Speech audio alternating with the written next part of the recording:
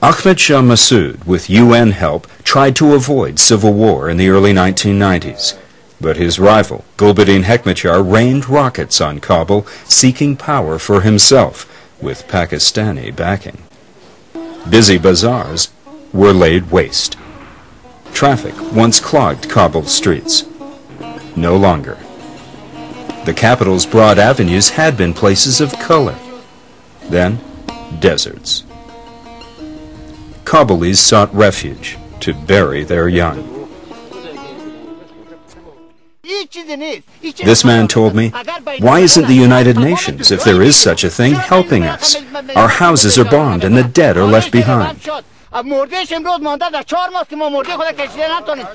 Then, in 1996, a new force claimed salvation, the Taliban, again backed by Pakistan. Masod withdrew from Kabul to avoid another bloodbath. The Taliban tracked down former communist president Najibullah and showed the world Taliban justice.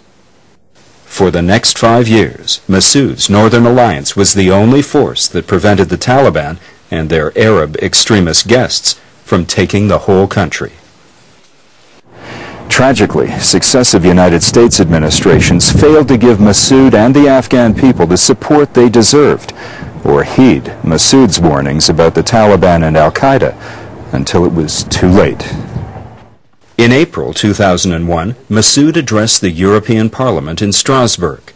He warned the West, stop the Taliban and Al-Qaeda now, or suffer the consequences. The Taliban had become more isolated in Afghanistan, he said, and this pushed them to seek more help from Pakistan and bin Laden.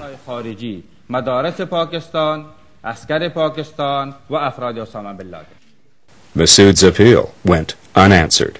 The CIA asked for his help with intelligence on bin Laden, but Masud's Northern Alliance forces received no substantial new aid. Then Al-Qaeda struck. On September 9th, Masud was killed by suicide bombers. Bin Laden's most capable enemy was dead.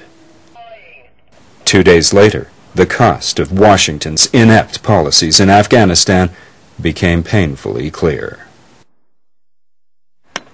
As craftsmen built Masud's tomb in the Panjsher, the U.S. acted at last. An international coalition was raised to push the Taliban out of Kabul. Masud's men made up the dominant ground force. Today, war continues in Afghanistan, as before, due largely to interference from Pakistan and blowback-prone policies from Washington. Afghans grieve a fallen leader and the thought of what might have been.